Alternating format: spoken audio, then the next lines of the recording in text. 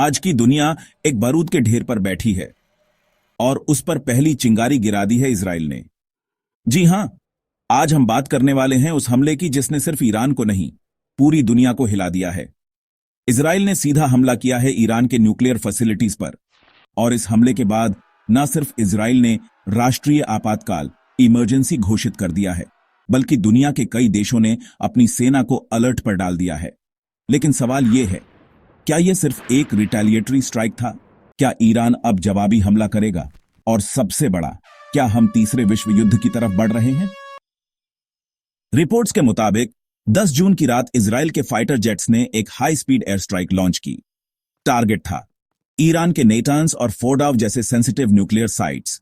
यह वही जगह है जहां ईरान अपने यूरेनियम एनरिचमेंट जैसे काम करता है, यानी वो काम जो किसी देश को न्यूक्लियर पावर बना सकता है। और खास बात यह कि इस हमले से कुछ दिन पहले ही डोनाल्ड ट्रंप ने अपने इंटरव्यू में कहा था, Israel is planning something big. अब देख लो, हमला हो चुका है, और बिग तो है ही।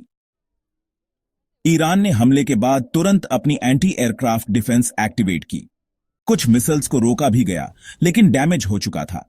ईरान ने इंटरनेशनल मीडिया को साफ बोला, यह हमला सीधा युद्ध की घोषणा है, इसका जवाब जरूर मिलेगा। साथ ही ईरान बैक्ड मिलिटेंट ग्रुप्स जैसे हिजबुल्लाह, हुथिस ने भी इजराइल को धमकी दी है कि वो अब एक्शन लेंगे। मतलब अब सिर्फ ईरान इजराइल नहीं, पूरा मिडिल ईस्ट आग में झोंक दिया गया है। यूएसए ने इजराइल को सेल्फ डिफेंस में सपोर्ट किया है। रशिया और चाइना ने इजराइल की निंदा की है, और इंडिया ने फिलहाल शांति की अपील की है। लेकिन डिप्लोमैटिक लेवल पर चर्चा तेज हो चुकी है।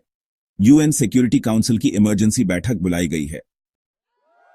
अब सबसे बड़ा सवाल, क्या यह तीसरे विश्व युद्ध की शुरुआत हो सकती है?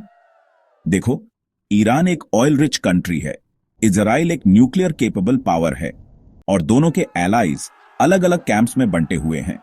अगर यह टकराव लंबा चला तो अमेरिका, नेटो और इजराइल एक तरफ, जबकि ईरान, रशिया, चाइना और कुछ मुस्लिम मेजॉरिटी नेशंस दूसरी तरफ हो सकते हैं। मतलब सीधी बात, दुनिया दो धड़ों में बंट रही है, और यह कोल्ड वॉर नहीं, हॉट वॉर बन सकता है। इस वॉर का रियल मोटिव क्या है? क्या इजराइल जेन्युइनली खतरनाक न्यूक्लियर हथियारों को रोक रहा है, या फिर यह पावर शो है एक रीजनल डोमिनेशन के लिए?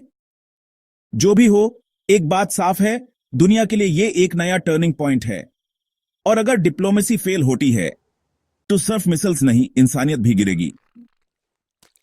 अगर आपको लगता है कि ऐसे अनसुने और अनदेखे मुद्दे हर भारतीय तक पहुंचने चाहिए, तो वीडियो को लाइक करें, शेयर करें और चैनल अनरिपोर्टेड भारत को सब्सक्राइब जरूर करें।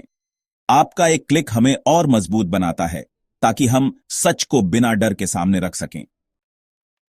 If you like our content, please like, share and subscribe to Unreported Bharat.